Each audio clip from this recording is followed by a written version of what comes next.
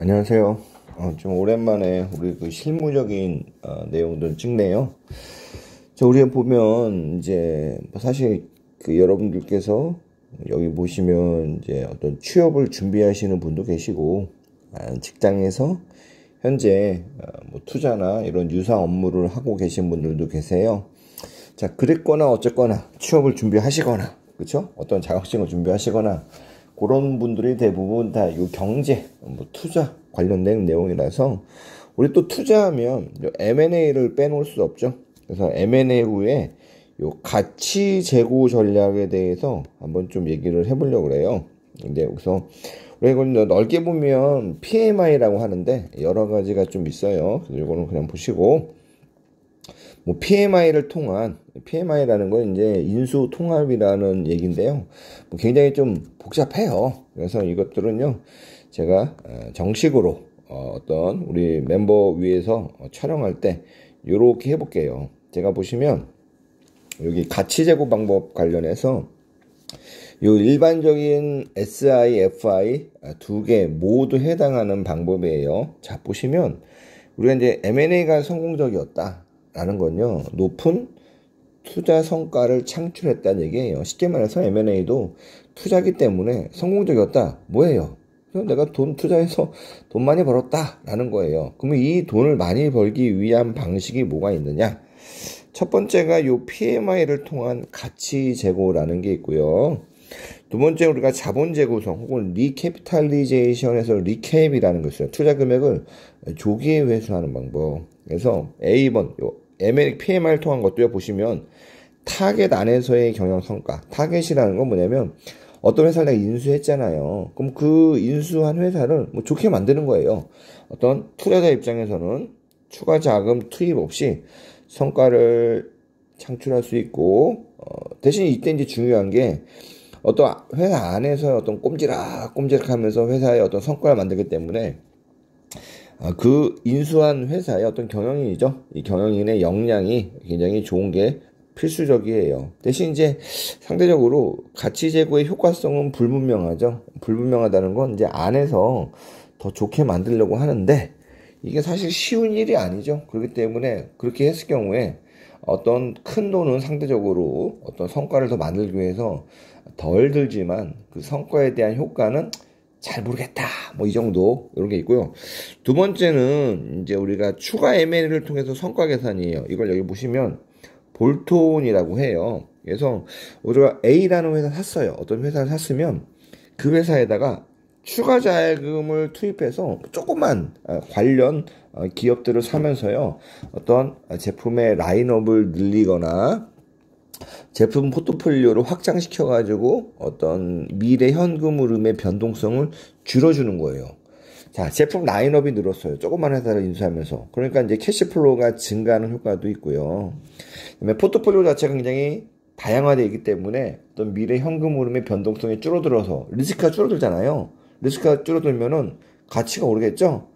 가치가 오른다는 건 우리가 이제 M&A 있어가지고 마켓 멀티플 자체를 높게 받을 수가 있어요. 그래서 그런 부분들도 우리가 이제 볼트온 M&A를 통해서 가치 제고를 하고요. 세 번째, 리캐피탈리제이션을 통해서 뭐냐면 우리가 이제 IRR을 계산할 때요, 어떤 투자 기간이 정해져 있는 상태에서 어떤 명목 금액으로는 동일한 총 금액이라 할지라도요, 그 명목 금액이 언제 발생하냐에 따라서 높은 투자 수익, 낮은 투자 수익을 우리가 가져와요. 왜냐면 재투자라는 걸 하잖아요. 그렇기 때문에 이 재투자 수익률까지 감안한다면 아무래도 투자하고 나서 투자가 회수가 빨리빨리 될수록 우리가 투자 수익률을 높일 수 있거든요. 그걸 리캐피탈라이제이션이 뭐냐면, 얘는 어떤 뜻이냐면 요 투자 대상 회사 있잖아요. 크게 보면 이 투자 대상 회사의 어떤 자산이나 어떤 이런 것들을 활용해서 투자 대상 회사가 차입을 많이 해요. 그래서 그 차입금을 배당의 재원으로 해가지고 미리 배당을 막 해버리는 거죠. 이게 이제 리캐피탈리제이션이에요. 근데 이런 경우는 문제가 뭐냐면 PF 입장에서는 LP들이 이제 돈 대준 사람인데 투자 회수를 이렇게 빨리 하는 걸 좋아하느냐. 그죠? 그건 참 몰라요. 그 때문에 LP하고 어떤 사전 합의가 돼야 되고, 그다음에 투자 기간 중에 LP 구성이 변경될 수 있다는 건 뭐냐면 이제 리캐피탈레이션 하면은 배당을 통해 가지고 여러 LP들이 있을 거 아니에요, 펀드에. 그 중에 그 LP들 중에는 이미 투자가 끝나 가지고 이 LP들이 지껏 팔고 다른 LP로 우리가 바꿀 수 있죠. 이걸 이제 PF 시장에서는 이제 세컨더리 마켓이라고 하는데, 거기서 이제 LP 자체가 구성이 바뀔 수도 있어요. 근데 또 문제가 뭐냐면, 이거는 이제 과도한 배당, 우리가 이제 피인수 기업에 대해서 과도한 배당을 하면 아까 얘기한 것처럼 어떤 자산을 담보로, 피인수 기업은 이제 껍데기만 남잖아요. 그럼 나중에 매각 가치가 떨어질 수 있는 문제도 생겨요. 그래서 우리 투자 금액을 조기 회수하는 리캐피탈리제이션은요, 이제 전제 조건이 필요해요. 피인수 기업이 좋아야 되고, 그쵸? 성장해야 되고, 이걸 담보로 이제 돈을 발행하는 거죠. 자, 이제 투자자 관점에서 성과 평가하려면요, 중요한 게 성과에 영향을 미치는 변수예요. 그러니까 아까 전에 이제 PMI 방식들을 여러 가지 줬는데, 그 중에 하나가 왜 이렇게 좋냐?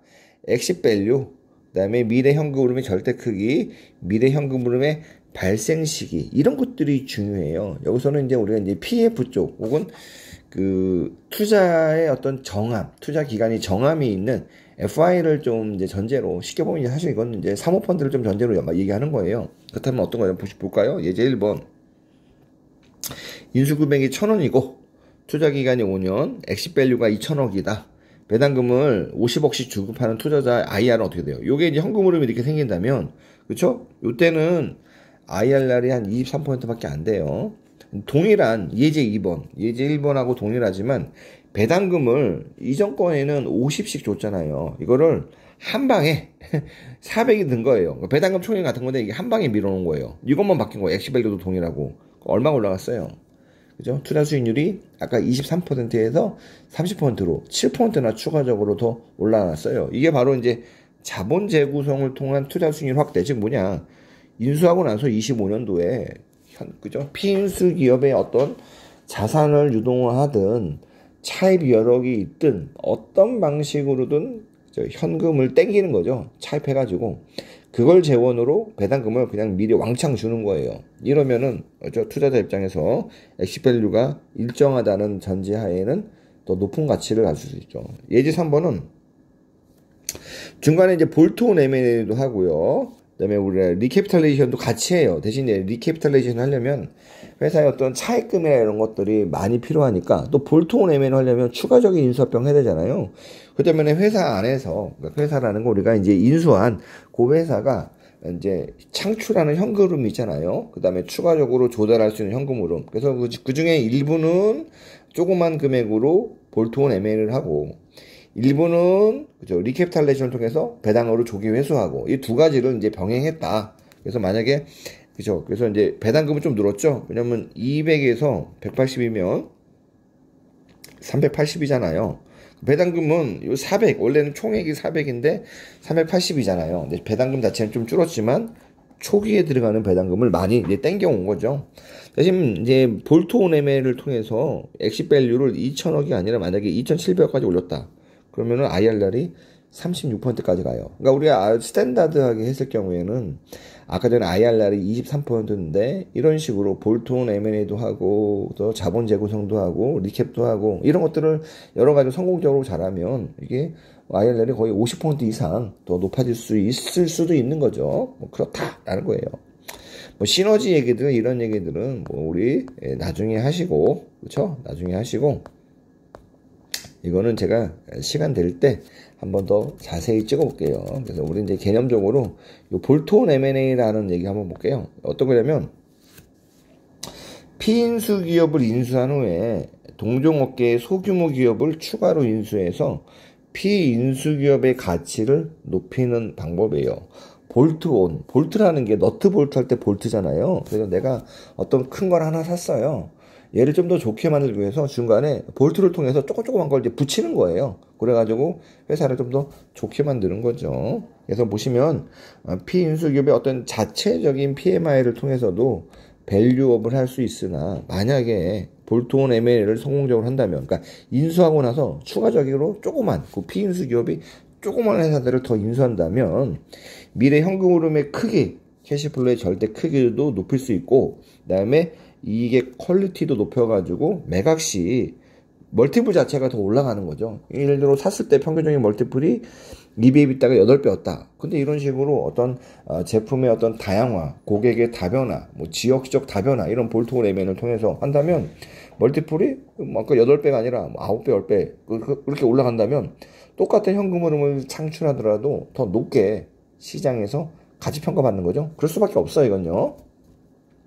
대신 그쵸? 이제 문제가 뭐냐면 이제 피인수 기업이 우량 기업이 아니라면 볼트온 M&A를 피인수 기업이 하려면 돈이 필요하잖아요. 그런 경우에는 PF가 추가 투자가 필요해요. 그러니까 자기가 인수한 금액 말고 추가적으로 이 회사에 투자를 통해서 이 볼트온 M&A에 대한 자금을 제공해야 되기 때문에 이건 이제 PF 입장에서는 추가적인 부담으로 작용할 수 있어요. 만약에 근데 피인수 대상이 안정적인 재무구조, 풍부한 현금 흐름, 혹은 자산 가치가 굉장히 높거나 비영업용 자산이 많거나 이런 게 있다면 PF 입장에서 추가 투자가 아니라 이런 자산들을 유동화해가지고 볼트온 M&A의 어떤 재원으로 활용할 수 있는 거죠. 그래서 이 볼트온 M&A는요, 우리가 이제 PF 같은 FI뿐만이 아니라요, 일반적으로 인수하고 나서 기업의 가치를 높이기 위해서 SI에서도 사업 확장 이런 걸 통해서 더 높은 가치를 만들려고 해요.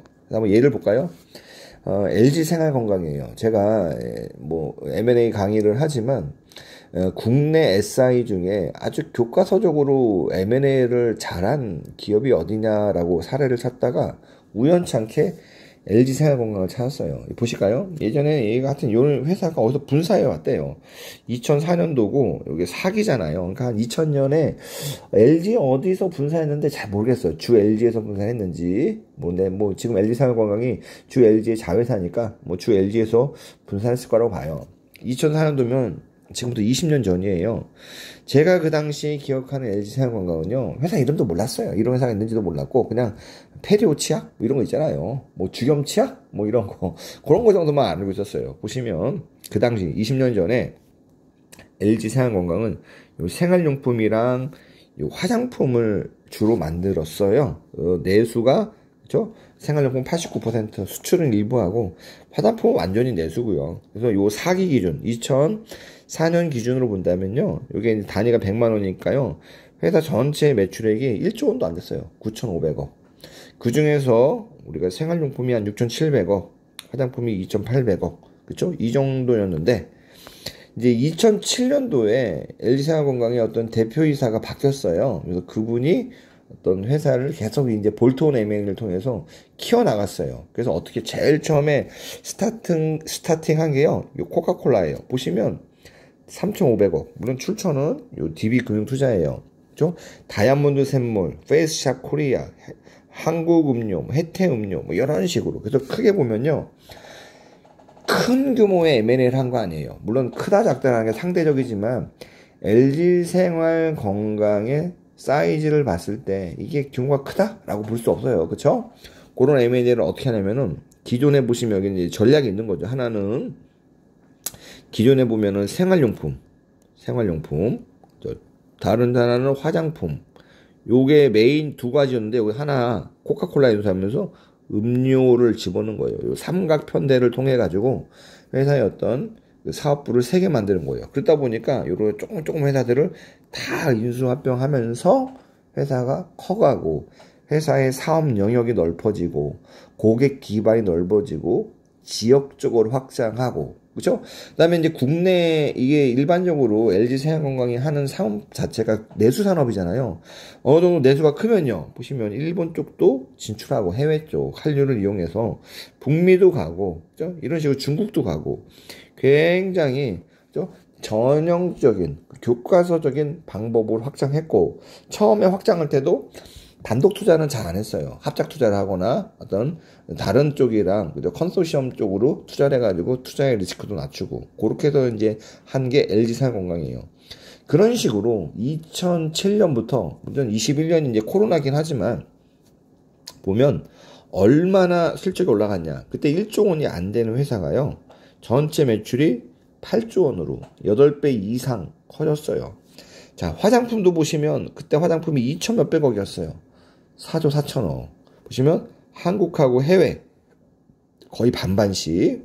생활용품도 그쵸, 그때 한 6천억인데 2조 원으로. 음료 사업은 아예 없었죠. 음료를 1조 5천억 이렇게 엄청 키웠죠, 볼트온 M&A를. 그러다 보니까 언제부터 M&A 시작했냐면 요때부터 M&A 시작했어요. 한국 코카콜라를 인수하면서부터. 물론 요때 이제 코로나 때로 쭉 떨어졌지만 뭐 지금은 더 떨어졌지만 최고가 얼마예요? 178만 원이에요. 요 당시 가격이 얼마예요? 10만 원 하다가, 그러니까 한 14년 동안 10만 원짜리가 170만 원 간 거예요. 17배. 그쵸? 어마어마하게 오른 거죠. 요게 바로 볼트온 M&A를 통해서 회사의 가치를 계속적으로 올린 SI의 케이스예요.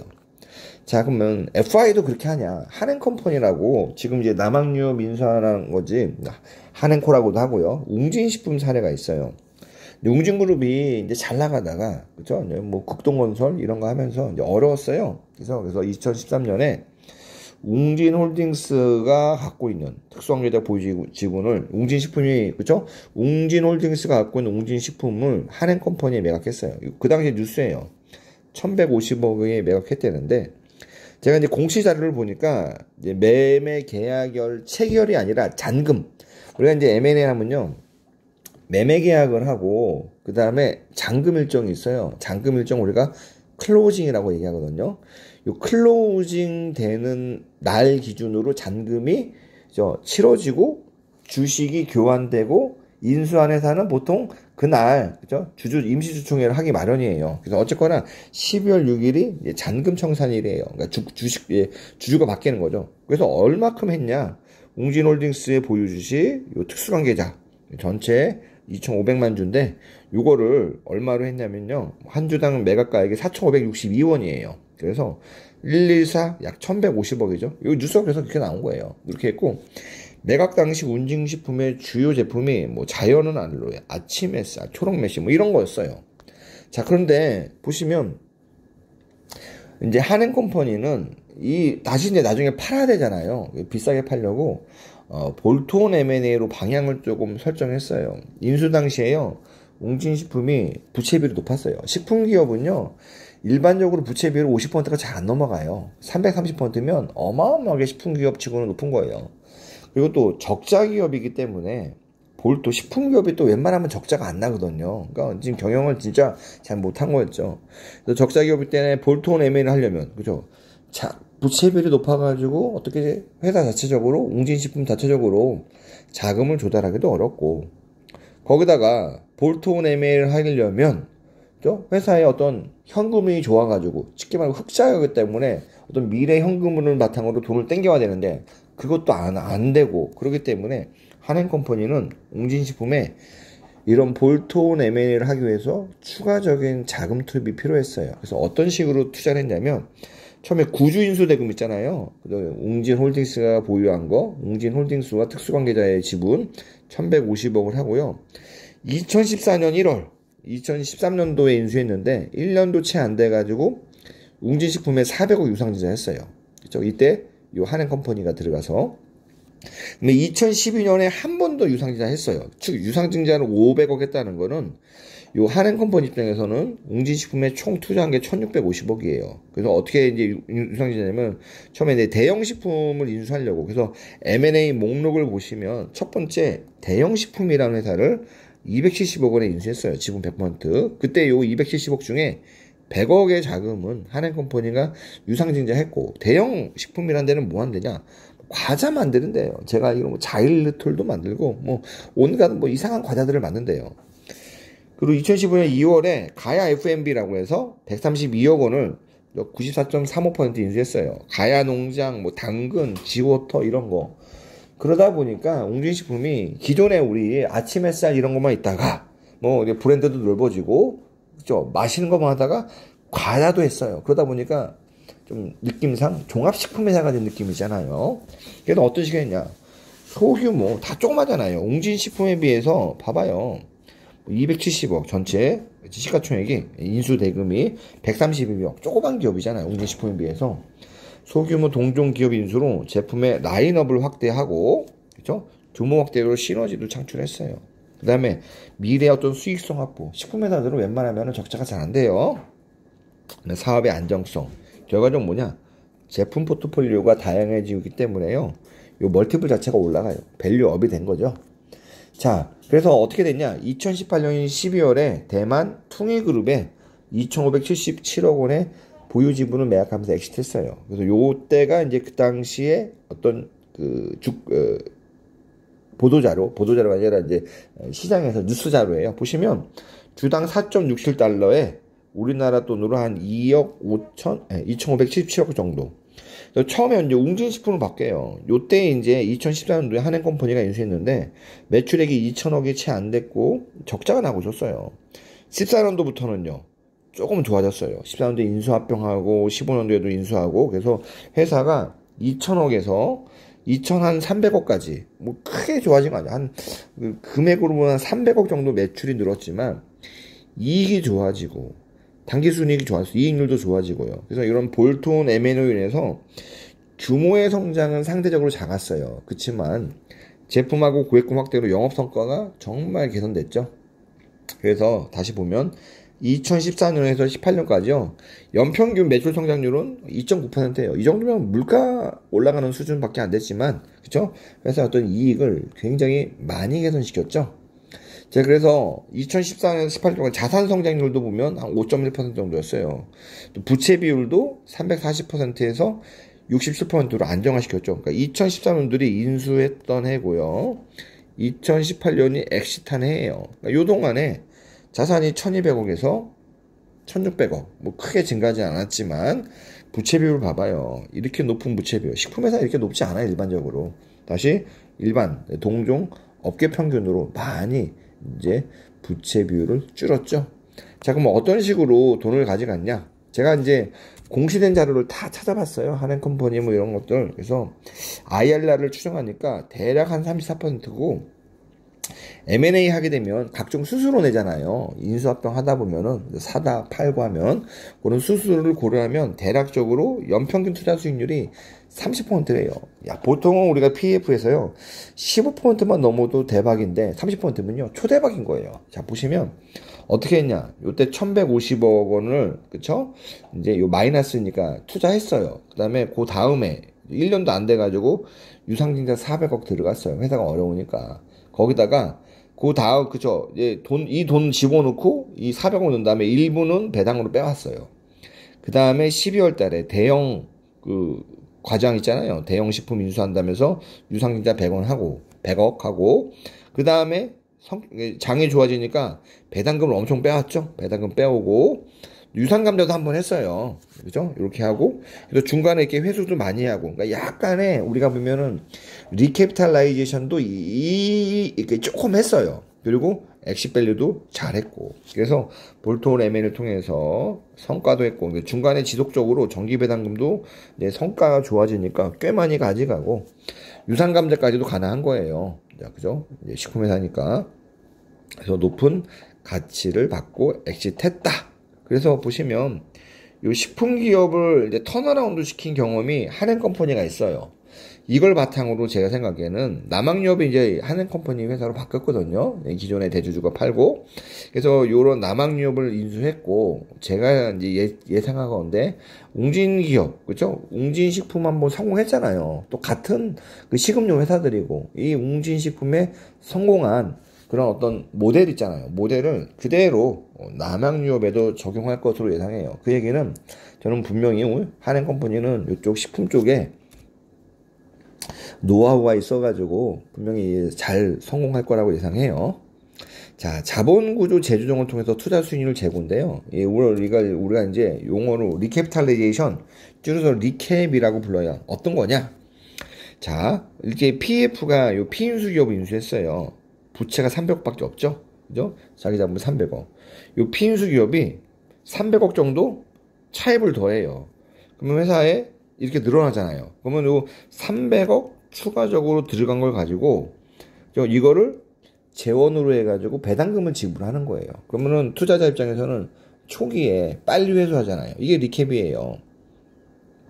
자, 혹은 리캡하는 방법이요. PF의 자체 차입금. 그러니까 PF가 이렇게 인수했는데 PF가 은행에 요 주식담보, 인수기업의 성과가 좋아질 거로 예상하는 거예요. 이렇게 좋아진다면 요 PF가 갖고 있는 보유한 주식을 은행 같은 데다가 주식담보로 대출받아가지고 그럼 PF 자체에 현금이 생기잖아요. 이 현금으로 투자자한테 바로 배당해 주는 거예요. 이것도 우리가 넓게 보면은 리캡이라고도 해요. 자, 그래서 보시면 MBK 파트너스의 웅진코웨이 케이스 보시면, 자, 이제 웅진이 뭐 제가 이제 웅진을 하려다가 한 게 아니라 뭐 이렇게 검색하다가 좋은 케이스가 뭐가 있을까 찾아보다가 나온 거예요. 뭐 웅진하고 제가 뭐 관련이 있거나 그건 전혀 아닙니다. 13년 1월에 MBK 파트너스가요, 웅진코웨이 지분을 1.2조 원에 매입했대요. 코웨이는요, 보시면 13년이잖아요. 12년 실적도 좋고, 13년도 봐봐요. 자산, 부채, 자기자본. 굉장히 재무구조도 건실하고, 이 정도면. 매출액도요, 2조 원, 영업이익 3천억, 당기순이익 2,400억. 수익이 많이 나요. 그러니까 아마 제가 봤을 때 웅진그룹은 이 코웨이 팔면서 진짜 땅을 쳤을 거예요. 근데 어쩔 수 없죠. 이제 법정관리 가가지고 빨리, 그죠? 이제 그 법정관리 졸업하려면, 뭐, 알짜배기 회사라도 팔아야 되죠. 그러다 보니까, 코웨이는, 그 당시에 이제 웅진코웨이가 아니라 이제 MBK 파트너스가 인수하고 나서 이름을 코웨이로 바꿨어요. 인수 당시에도 재무구조가 안정적이고, 수익성이 양호한 기업이었어요. 그래서 인수구조가 이거예요. 코웨이 있고, 코웨이 홀딩스라고 페이퍼 컴퍼니를 만들었어요. 그래서 MBK 파트너스 펀드가 이 코웨이 홀딩스에 투자한 거예요. 이런 식으로 돼 있어요. 그래서 어떤 식으로 했냐? MBK 파트너스는요, 코웨이의 자체적인 성장, 꾸준히 성장하잖아요. 자, 봐봐요. 왜냐면 이게 그 물 마시고 생수기 때문에 어떤 부분 국민들의 어떤 그 소득수에 따라 가지고 올라갈 수밖에 없어요. 근데 그런 이제 산업이고 내수산업이긴 하지만, 그러다 보니까 이런 자체적인 성장을 바탕으로 코웨이 영업 성과를 바탕으로 해가지고 재원으로 해가지고 배당금을 보는 거예요. 그래서 어떻게 했냐? 코웨이 배당금은 어디 가져가냐면 한 주당 2013년부터 배당을 한 거예요. 보시면 EPS가 339인데 2,700원, 배당 성향이 80%, 60%, 59, 어떨 때는 98%까지 갔어요. 굉장히 배당을 많이 땡겼죠. 그죠? 한 주당 배당을 많이 땡겼고, 또 뭐 했냐면 코웨이 홀딩스라고 코웨이 자체를 투자한 페이퍼 컴퍼니예요. 그죠? 투자자들은 이 코웨이 홀딩스에다가 지분으로 투자한 거고, 그러다 보니까 2014년에요. 코웨이 홀딩스가 자체적으로 차입을 했어요. 당연히 그 차입할 때 이 코웨이라는 회사의 지분을 담보로 차입했죠. 그 다음에 또 차입을 또 했어요. 8,300. 그래서 코웨이 홀딩스의 자체 배당이 3461, 90일, 3375. 그러니까 계속 차입을 하면서, 이건 이제 차입금 총액이니까요. 중간중간에 이제 금리 떨어지면 이걸 차환하고, 그러면서 두 가지 방식으로 배당을 준 거죠. 하나는 코웨이를 통해서 배당을 주는 거. 두 번째는 코웨이 홀딩스의 리캡을 통해서 이제 차입금을 통해서, 왜냐면 코웨이 홀딩스가 갖고 있는 코웨이 지분 가치가 올라가니까 이 지분 가치를 담보로 은행에서 차입금을 계속 늘려가면서 그 차입금으로 계속 투자자들한테 배당을 준 거죠. 그래서 2019년 3월에 매각이 끝났어요. 그죠? 누구 다시 이제 웅진이 이제 사갔죠. 웅진이랑 그때 그 게임 회사인데, 제 그 게임 회사 별명이 구로의 등대라는데, 넷마블, 그쵸? 자, 그래서 MBK 파트너스는 제가 봤을 때 한 19% 수준으로 IRR을 올렸어요. 이거 추정이에요. 자, 2013년도에요. 공시자료를 보면 한 주당 5만원 인수했어요. 매각할 때 얼마인지는 공시가 나오지 않았지만, 역으로 추정해 보니까 한 7만 1,000원 정도에 매각한 것 같아요. 보시면, 14년도, 요때 이제 119211, 코웨이 배당, 코웨이 홀딩스 배당, 이런 식으로 중간에 리캡을 통해 가지고, 그러니까 여기를 이렇게 많이 배당할 수 있는 건 뭐예요? 코웨이라는 데 제가 정수기 만드는 데 뭐 정수기를 만드기도 하지만 관리하는 게 훨씬 좋잖아요. 뭐 어떻게 보면 이제 구독 경제라는 측면에서 돈을 버니까, 그런 거 감안하면 코웨이 자체 배당금, 코웨이의 가치가 올라가면서 코웨이 홀딩스가 보유하는 코웨이 지분 가치가 올라가서 이걸 담보로 해서 차입해가지고 그 차입금을 가지고 자본 재구성해서 배당하는 거. 엑시밸류도 잘 팔았죠. 그러다 보니까 이렇게 높았어요. 만약에 자본 재구성 없이, 그러니까 중간에 이런 이제 추가 배당이라는 게 자본 재구성이 이걸 얘기하는 거예요. 여기 이제 보시면 얘네들 코웨이 홀딩스 자체적인 이런 리캡 없이 만약에 그냥 배당금만 했으면, 그쵸? 646 하면 얼마겠냐? 엑시밸류가 이렇게 됐다면, 그죠? 19%의 수익을 얻기 위하면 엑시 밸류가 얼마가 돼요? 2조 8천억이 돼야 돼요. 1조 6천억이 아니라 2조 8천억. 그럼 얼마 되면 주당으로 하면 11.1만 원이에요.